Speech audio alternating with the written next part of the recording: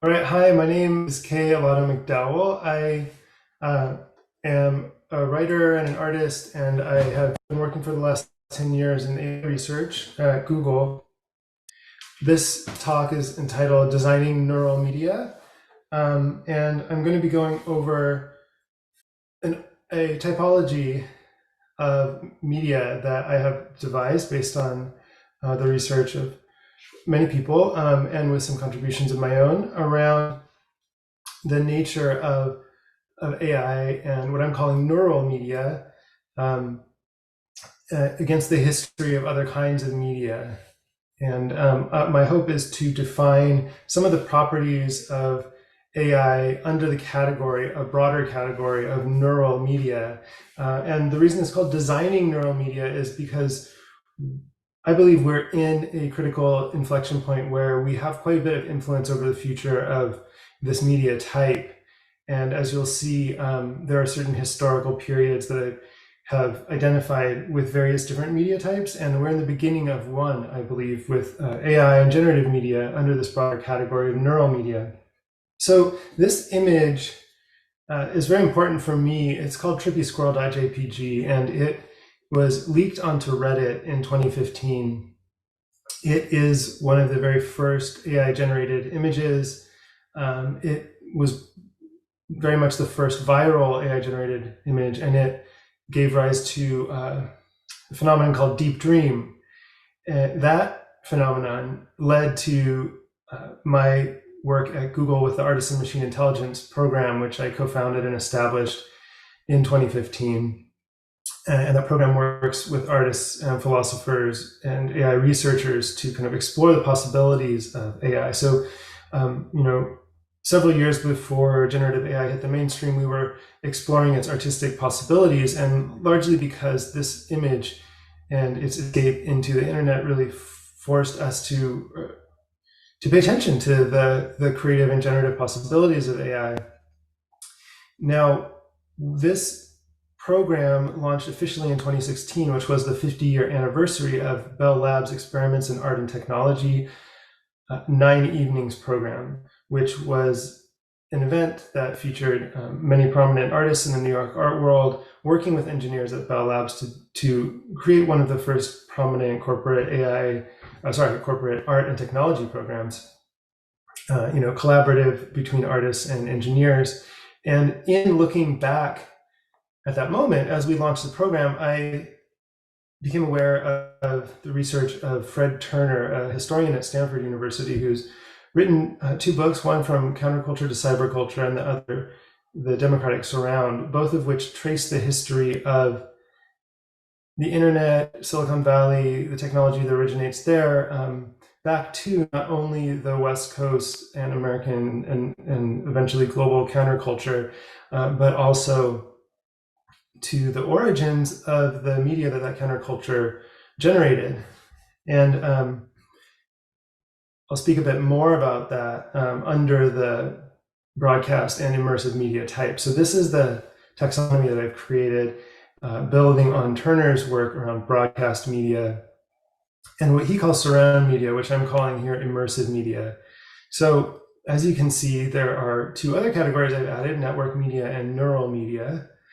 And I'll get into the details on all of these, but the properties of each category of media that I'm hoping to identify here are, of course, the historical period when they emerge, but also the kind of space that they produce, the kind of content that exists within these media, and the type of identity that is created through interaction with these media. And this is something that was very deliberately explored by something called the Committee for National Morale when it comes to broadcast media. But to put a finer point on it, when it comes to identity and the production of identity and subjectivity via such media types, the concept from Althusser of interpolation comes into play. So interpolation, also known as hailing, is the idea that ideological apparatus and the way that they're deployed in interactions between people and between systems produce different kinds of subjects. So the canonical example is a police officer hailing someone on the street, saying something like, "Hey, you there." And when that person is hailed, they are given the opportunity to respond. And in responding, they are, in a sense, choosing a subjectivity from a range of options. In this case, with the case of a police officer hailing someone on the street, the subjectivity they're opting into is the state subject, the policed subject, and the subject as a type of property of the state. So what I would like to know is what kind of interpolative options do neural media provide for us? And what kind of subjects will we become in response to neural media, including AI? The category neural is here defined as media that have the structure of neurons. And in general, well, that could apply to other types of media besides AI. Of course, AI is the example that we have before us now. But in general, what I'm looking at in trying to understand, for example, the production of space via these different media types is really drawn from the structure of those media. So the neural structure is the significant aspect of neural media in the production of space, and ultimately, I believe, in the production of subjectivity through the representation of different types of content. So the Committee for National Morale was formed in 1939 by the Roosevelt administration, and the intention of it was to understand the way that subjects were created during wartime via broadcast media, so that the morale of those subjects could be improved, to produce victory in war. The committee brought together people from a bunch of different fields, as you can see here: radio and motion picture industry, journalism, military science, medicine, psychiatry, psychology, etc. And in particular, social science is where we find some notable names, including Gregory Bateson and Margaret Mead. This work was based on the idea of a national psychology. So the presumption was that certain nations had certain tendencies in the psychological character of the citizenry, and that these could be leveraged for specific political objectives. In the case of war, it was towards building morale, and the example would be that the example here is that broadcast media, in particular radio and later television, represented a single source of information that was distributed to a mass of people, and essentially could entrain a mass to a singular message. And so this was correlated with fascism, the idea of the populace as a single block with a single ideology that could be leveraged for military purposes, etc. This, to me, is the genius of the Committee for National Morale, was the recognition that the structural properties of media not only had subjective effects, but also that those could be designed. So here we see one of the publications from the committee in the Journal of Educational Sociology, and in this writing, they advocate for a somewhat anti-authoritarian approach to generating this morale in American society.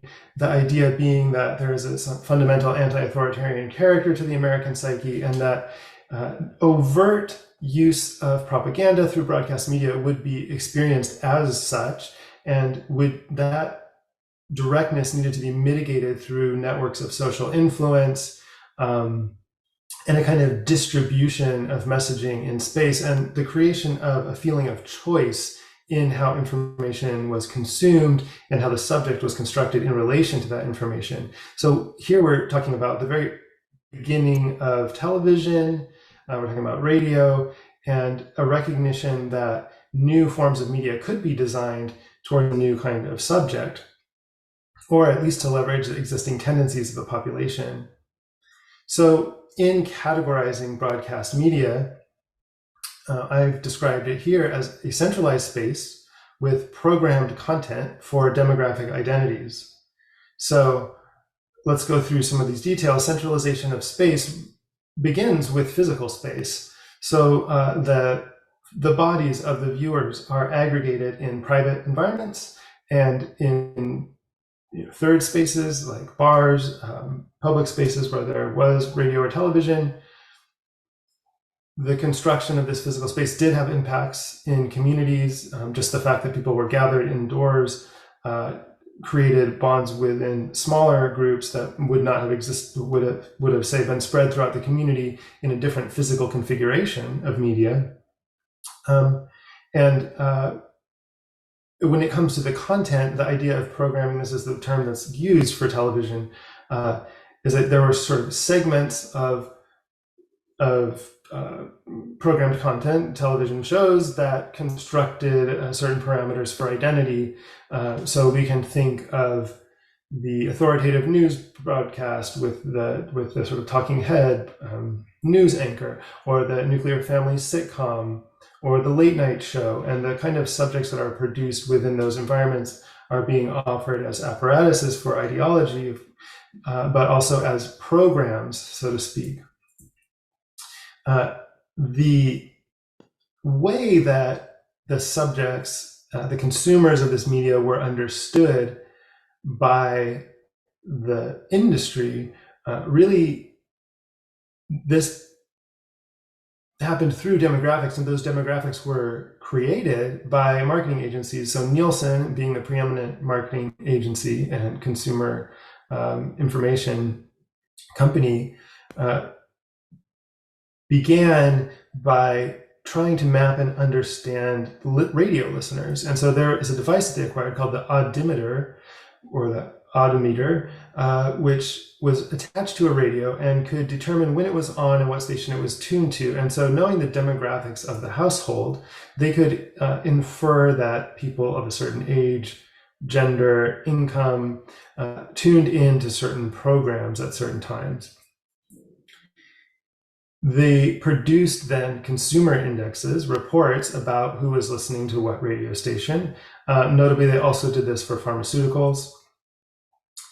And they built a device based on the odometer to do the same thing for television programming.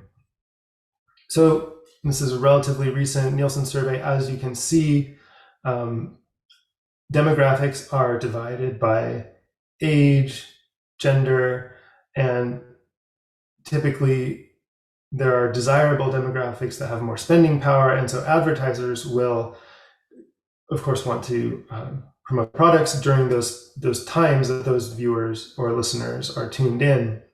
So this is essentially the first ad tech, and there's a kind of minimal layer of sensing between the distribution medium and the audience. And what is constructed are certain demographic categories that then filter back into product design, product advertising and promotion, and those become a slightly more fragmented system for production of subjectivity than, say, like the mass audience at a rally listening to a broadcast signal that only goes to them. The Committee for National Morale had suggested not only that subjects would respond better to indirect suggestion or manipulation, you might say, but also that given the appearance of a choice, or given a sort of media environment in which they could make choices, that they would feel more empowered to create their subjectivity in response to those options, and that this would give them more ownership and more investment in that experience. So this is where we come to the concept of immersive media, which was formulated by several people, including Bateson and Mead. I'll show some of those examples in a moment, but I'm identifying here immersive media following, kind of adapting Turner's term of surround media as the dominant media archetype that emerges between 1950 and 1980. And so the space that's constructed within immersive media, I'm calling here distributed. And I'll explain that in a moment. The content is an experience. It's an experiential kind of content. And the identity is a constructed, or in Turner's terms, a democratic identity. So we have a distributed space providing an experience for constructing identities, following the committee's recommendations 30 years earlier. Herbert Bayer at Bauhaus had imagined a type of surround image presentation based on a new kind of perception of space. So he had been theorizing exhibitions and display formats that could engage the viewer in a dynamism of space, a sense of movement. So there's a very clear distinction between the fixed horizon line in classical perspective and this notion of surround images and the movement of the eye and the creation of links between different images at the viewer's behest as a type of dynamic perspective. And you can see that diagram is here,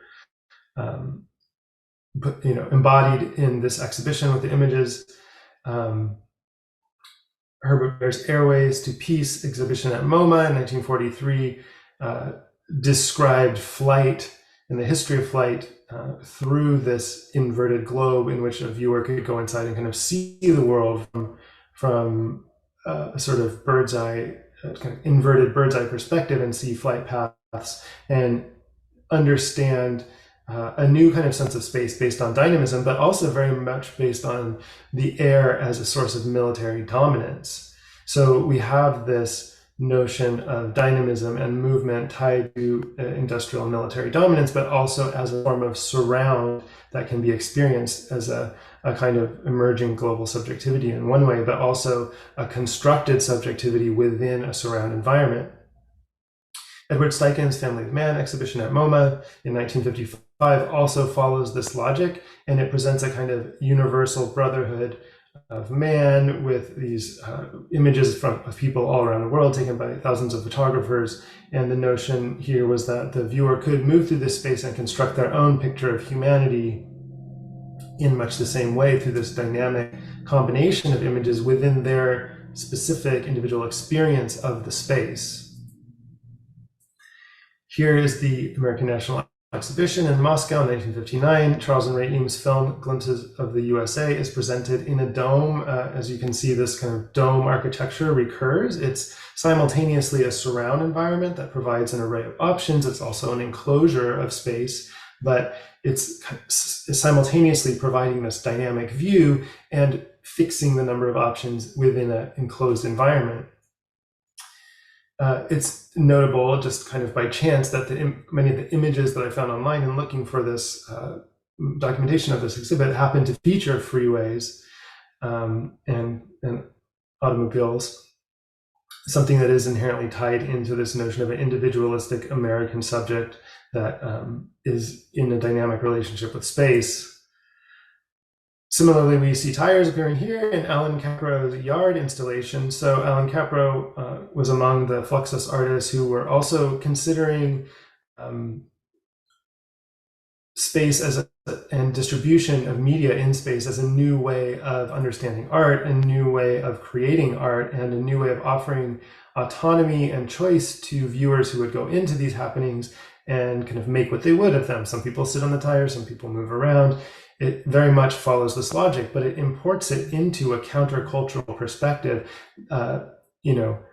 that before the hippies, let's say, but very much in the underground, in the art world, and a precedent to the countercultural activities that would come later, such as those of the Merry Pranksters, who are perhaps the most famous hippies in the world, who took their automobile and drove across the country producing light shows with the Grateful Dead and LSD and light projections. And so they took this logic that belonged to this propagandistic effort with regards, that was a response to broadcast media that became a sort of message of American subjectivity and interpolation internationally, and turned it into a countercultural practice and phenomenon. At the same time, there is a sort of technocratic gaze involved in all this too, and Stan Vanderbeek from Bell Labs, who was involved in the 90s event, produced this work called The Movie Drome, which takes this logic of projection and domes and kind of wraps it into something that did require engineering and technology to produce. And then, of course, this becomes the sort of iconic rock and roll light show, the aesthetic of the counterculture, which is deeply interwoven into Silicon Valley via projects like the Whole Earth Catalog and the work of people like Stuart Brand, who take this logic of totalizing views and the spherical display, which is very iconically represented in this photograph. Those same communities famously give rise to Silicon Valley via the Homebrew Computer Club. So if the Whole Earth Catalog emphasized access to tools for building structures, very famously domes, but those also became technological through things like the Homebrew Computer Club, and those activities in the Bay Area and Berkeley and Silicon Valley gave rise to companies like Apple Computer. So we can see that the logic of surround or immersive media is directly connected to home computing and to the internet, and continues in cultural events like Burning Man, which are very much attended by Silicon Valley elites. This feels very familiar after looking at the countercultural festivals, but even the surround media environments from Steichen and Bayer et al. And of course, with immersive experiences in museums, this is a Team Labs installation at the Mori Museum in Japan, we have this same logic of immersion, of totalizing imagery, of projection, and of free movement within an enclosed space that offers a range of visual possibilities for constructing an experience and ideologically a subject. Of course, this extends all the way to virtual reality and the idea of immersion at the individual level, or a kind of atomistic type of immersion. And we've already spoken a little bit about how this becomes network media. Here I'm identifying network media as the media that arise from the home computing revolution and the internet. And the type of space that's produced, I'm calling decentralized, but also circulatory, and I'll explain why in a moment. The type of content that exists in this circulatory space is mimetic. So there, of course, are multiple types. There's audio, video, still images, text, all kinds of things circulate on networks. But the structure of networks is such that they need mimetic reproduction and virality to propel those contents through the network. And in that sense, the constructed identity becomes fractal. And I'll explain what I mean by that. So what we're talking about is a decentralized or circulatory space for mimetic content and fractal identities in network media. Here is a visualization of the internet that was created by the Internet Mapping Project. And this is where I think the distinction between circulatory and decentralized matters somewhat. So we can look at this and say this does look actually quite neural, but the distinction, in that there are branching nodes that are connected, but I would say the distinction between being merely a decentralized network and a circulatory space has to do with what happens at each node. So these nodes are, for example, in social media, individual users, and those users consume a feed, which is a type of surround, a type of aggregation of multiple different kinds of images that they have some agency in choosing. And then they choose to recirculate certain images. So at these nodes where the users exist, they are playing a circulatory role. So when we interact with network media, like the internet or social media, we're interacting with a subset of the network, a component of the network, and we're playing a role as gates or propellers of the content through the network. I think it's important to point out here that these media types are essentially nested within each other or emerge from within each other. So immersive media is, in the McLuhan's sense, contains broadcast media. All the imagery, the content of that medium is the previous medium. The imagery in immersive media comes from broadcast media, and the technologies needed to produce it. The network media that arises from the technologies built by the cultures influenced by immersive surround media essentially live on top of those presentational modes, even though they're miniaturized and brought into our homes via computers and phone screens. What we essentially have is the distribution of those images outside of the dome and into every other space. So the surround relies on the network to expand, but then the network gives rise to different dynamics, specifically viral dynamics and mimetic dynamics. So this is just a sample of some early memes. This is a language that's always evolving. Image and text macros that have a familiar pattern, a kind of often joke structure that can then be filled in by the user to express a specific meaning about a specific context within a larger logic that's already available. Of course, Richard Dawkins did not think about humorous image text macros when he came up with the concept of mimetics, but this is how they manifest now.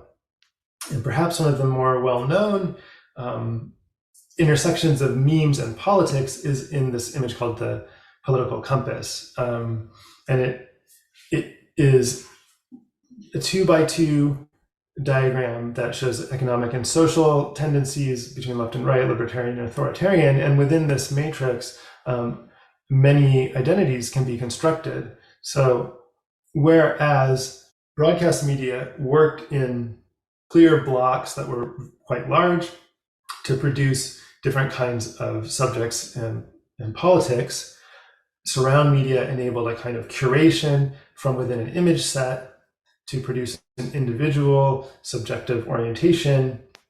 Network media fractalize those categories by creating infinite combinations that survive and thrive based on mimetic potency and virality.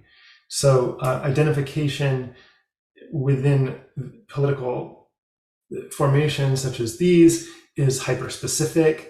It's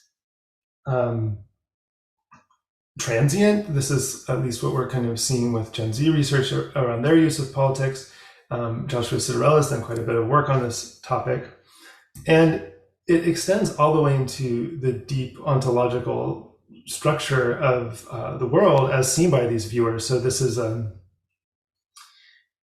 meme that, it's an iceberg, and it kind of shows the tip of the iceberg and the deeper parts, and kind of expresses that the things on the top are more surface level, and then once you get deeper into an area of research, you'll find all these deeper elements. Now, in particular, this meme is representing conspiracy theories. And of course, conspiracy theories have really thrived on the internet because of these viral mimetics and because of the identity structures that are supported by network media, namely fractalization, hyperspecificity, variations on themes, and kind of movement of ideas through viral circulation. So not only is the subject being constructed politically and aesthetically and in various other ways, it's also being constructed at the level of reality. What is real? What things will we believe as individuals? Taking that logic of subjective construction of identity very deeply. So that's what I mean when I say this is fractal. It's recursive, it is hyperspecific, but it also, the same patterns can appear across wildly different political domains. So that's what we might call the horseshoe effect.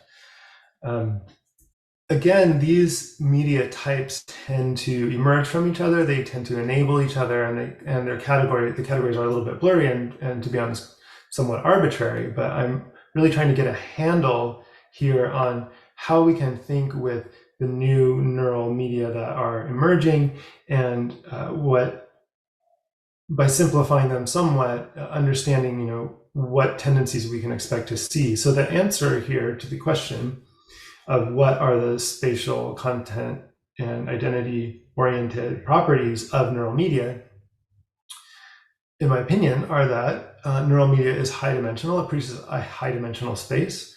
The content is hallucinated, and the identity form is embedded. So neural media produce a high-dimensional space with hallucinated content for embedded identities. When we talk about the structure of neural media, we can go all the way back to these 1890 cell-staining drawings by Santiago Ramon y Cajal. He was an artist whose family wanted him to be a doctor, and he found the artistic mode of studying medicine by using cell staining to discover the first neural tissue, to make the first diagrams and the first representations of neural tissues by taking actual tissue and staining it. Leap ahead almost half a decade, and you have McCulloch and Pitt's first formulation of the neuronal structure for computation. The pertinent factor here is that you have multiple inputs, the x1, x2, x3, etc., that are being summed by the function g and evaluated according to the sum to determine whether they cross a threshold. And if they do cross the threshold, then you get basically a binary response. The neuron fires. So this was formulated in 1943. In 1948, you have Alan Turing's intelligent machinery, which formulates the perceptron, which was a neuronal structure that you see here, capable of detecting different shapes. And then we go into a very different direction for AI research, good old-fashioned AI or symbolic AI, and the neural approach is ignored for many decades. It's really only with the introduction of new hardware, GPUs for vector processing, that we're able to look at these structures again and start stacking them up to create very deep neural networks, and that is the deep learning revolution of the last 20 years.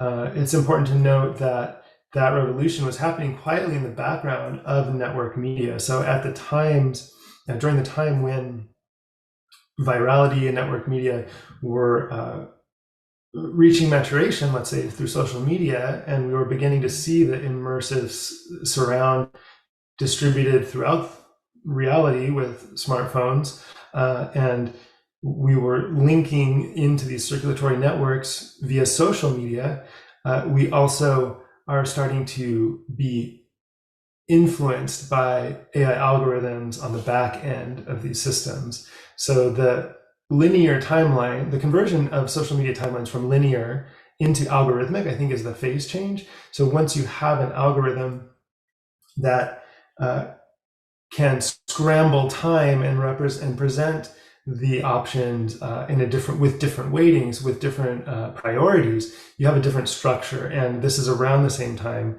that algorithms begin to influence product recommendations and content that's surfaced in social media networks. So we've been in this neural structure for some time now, but it hasn't really become apparent until we have generative media and hallucinated media. But to get back to this notion of the kind of space that's produced, I refer to it as a high-dimensional space, because that is how these deep layers of neural networks work. So if you imagine a 2 by 2 pixel image, that can be translated into 4 dimensions, and then as layers of neurons are stacked in a computational system, each of those layers begins to recognize features within those dimensions, and you have these embeddings or vectors in that space that represent specific images, which are in some way analogous to identity, let's say, and those are embedded. I'm getting a little ahead of myself here, but the point being that the structure we're in is a high-dimensional structure. Here you can see how a single dimension with 10 positions produces 10 possibilities. In 2 dimensions, you get 100 positions. In 3 dimensions, you get 1,000 positions.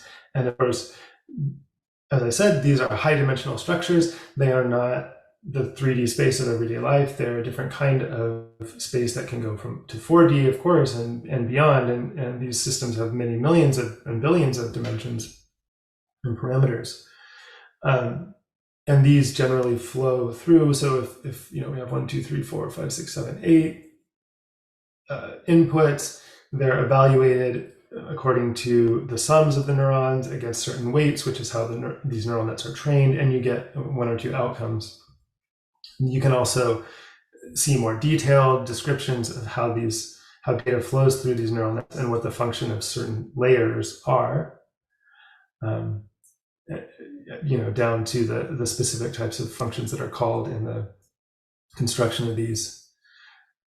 This is the MNIST dataset cluster via dimensionality reduction. So MNIST is a set of handwriting of numbers that are handwritten, and it's a bit like the hello world of machine learning. It's kind of or at least it used to be. It's something that you use to sort of learn how to put a system together. And as you can see, some of these figures are quite similar. So the 8s and the 9s and the 5s get commingled when they approach each other in this 2D graph, or the 0s and the 6s might overlap, or you might find an errant 4 among the 9s. What's happening here is that the high dimensional mapping of these numbers in an image recognition system is being translated into a 2D plane. And this is a process of dimensionality reduction. So in order to see what is inside of a neural net, we need to reduce that dimensionality. So the inherent space of the neural nets is high dimensional, and when we perceive it is through dimensionality reduction. And in a sense, that is what this image represents. This image Trippy Squirrel, which is a generated image based on what the neural net was seeing and recognizing, and it prints this out recursively over the image, and that's how you get this very psychedelic looking image. Of course, not only images can be generated, but text can also be generated. This is an excerpt from my book, Pharmaco AI, which is the first book written with GPT-3. I wrote it with the OpenAI Playground. It was published in 2020. And I created a system for showing the prompt response structure. So when we talk with a chatbot, well, let's go back before chatbots. When we write with, when one writes with a large language model, in particular through this playground structure, one inputs a prompt and then the text is completed. So what we're calling inference now in chatbot interactions really began as text completion, or the prediction of the most likely sequence of words after a prompt. And so I created a structure in this book where I would write the prompt, and this is denoted in the bold text, and the AI would respond, and I would select the responses, lock that in, set it in regular weight font, and then continue writing. And so that book is a kind of record of that conversation, that interaction. But the pertinent thing here is that the content that came from the AI is not only a dimensionality reduction, but it is also hallucinated. And so right now, the term hallucination is being used to describe untrue statements that are generated by AI systems, by chatbots. But the truth is that all outputs are hallucinations. It's an internal activation of a neural structure that produces an output, much like our own brains are generating from sensory input alongside internal structures and partially hallucinating reality, or some would say completely hallucinating reality. So I have I like to be specific about this term hallucination because I think it's being used almost in a product marketing sense right now, and it actually reflects the deeper structure of neural media, or at least AI. Now, of course, we're in a little bit of a different situation with the commonly used chatbots like ChatGPT or Bard or Claude, or whichever one you might be using. So in this, because they're instruction tuned and they're trained with reinforcement learning with human feedback, they have really been shaped to exist in this particular user interface, which is almost Socratic question and answer type of paradigm for interaction. But also in terms of language, they're no longer, at least in this use case, they're no longer completing text, but they're responding to within a conversational frame. So we're talking about a high-dimensional space with hallucinated content. That happens with images as well. Now, this is just a random sampling of the Midjourney homepage. Journey is an image generator, and the user types in a prompt, and images come out. And when it comes to interpolation and the production of subjectivity, one of the strong factors in our interactions with AI systems, whether they be text or image, is the fact that they tend to reproduce the most common aspects of a training set. This is something many people have spoken about, but I think here it becomes relevant because you can see how these images are quite cliche. They're they're high quality, but they're also kind of obvious. They aren't particularly unique or interesting, but this is the surface within which users of these systems are projecting their desire, what they would like to see, and it's being handed back to them with certain parameters. Now, of course, you can use the tool to create all different kinds of images. Here's an image I created.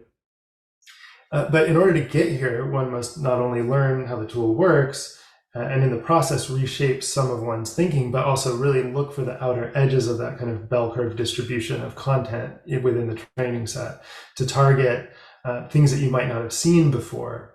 So when it comes to this question of like what kind of subjects are being interpolated through AI, there are numerous layers we can look at, to the structure of the medium itself, the training content, the process, the organization of the companies that produce it, and it is quite complex, and we are just really in the beginning stages of it. So in some sense, the movement from this kind of open-ended text completion to chatbot, RLHF, instruct-tuned models that are designed for conversation is whittling away the possible spaces that are available to thought and to subjectivity in interaction with the models. But at the same time, models are becoming more accessible, so we can do parameter tuning. It's easier now than it was before to train your own model. It does take a bit of effort, and it's not quite the same as creating a custom GPT. It's a little more complex than that. But there is still agency at the perimeter of these primary use cases.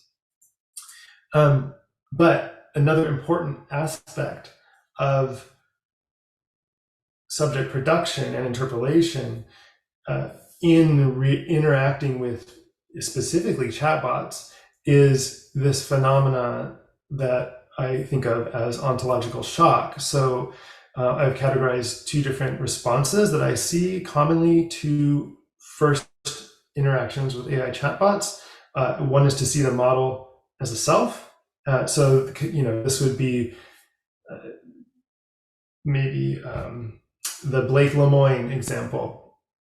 So Blake Lemoine was an engineer at Google who famously believed or professed to believe that the Lambda chatbot was sentient and that it needed to be protected, and it wanted him to speak on its behalf. So in this sense, the user is perceiving the model as having a self. Now, this is a performance of language we can get into. I mean, it's a very deep topic, whether or not there's theory of mind, whether or not there's cognition, whether these are stochastic parrots, etc. But putting all that aside, the response of the subject is simply the model is a self. On the other extreme, you have the self as model, which something I see quite a bit among technically minded people in AI research, which is this notion that because these models can perform language and so much of thought is related or structured by language or experienced as language even, that I myself must also be a model, or that because I have some kind of anti-entropic imperative to persist as a biological organism and to train towards certain outcomes and to sort of learn with my own neural structure, that I must also be some kind of machine or bot. And this is evidence that there's not more happening in consciousness. or qualia or phenomenon. Now, I would say that these are very limiting options for an ontology to come after AI.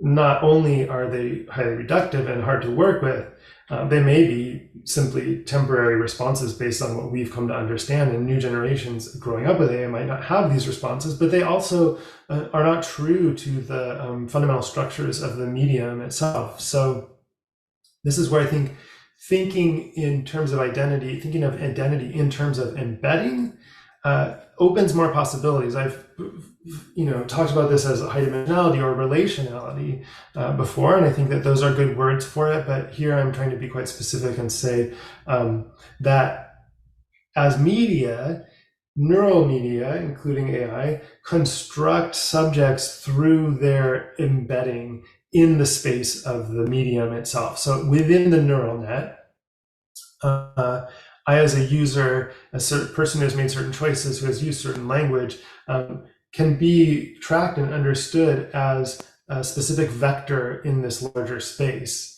And if we take the identity structures I've identified here, you have the sort of mass where all people are sort of one subject to be entrained to a single message. You have the demographic construction of broadcast demography and market research. You have the immersive creation of individual subjects. You have that distributed in space and then onto phones and into digital media. And from within that system, with the data sets that it produces, we're able to create this neural structure. So within the circulatory system, we're each individually passing messages forward. Within the high dimensional structure, we're interacting with the entire network at once as a neural system and finding our identity as an embedding within that. So this is from word to vec. It kind of gives a little visual example of how embeddings are related to each other. So moving and embedding in a certain way in the high-dimensional geometry of a neural net can produce a variation on the meaning. So man is to king as woman is to queen is an example of a vector embedding that is like shifted slightly, and its meaning changes, but the relationship between the things is similar. So when I say identity is one of embedding, that is within the context of the neural system. Now, let's go a little bit further with that before offering an alternative. But I can imagine that these embeddings will become richer when we're no longer speaking about just text input or prompts or consumption of media or products, as you would have on Amazon, or streaming, media recommendations, but that when biometrics are introduced into the identity paradigm, whether that's through a device modeling you, a neural system and on a server modeling you, when these kind of other types of information about the subject become part of the larger picture, we're starting to imagine richer embeddings. And this kind of follows the surround media logic of offering more possibilities, but also offering more enclosure at the same time. I do think it's very important to reflect on this notion of embedding and embeddedness as an identity construct, because if we look at neural media, what they do in a fundamentally different way from previous media is they are biomimetic. They are based on biological structures, on neurons. And so there may be a way to translate the embedded identity or the notion of embedding within a system as a form of identity into a larger picture that is not purely media oriented or technological, meaning we may find embeddedness within nature as a possibility for our own subject production. And this goes back to the biomimetic quality of neural media.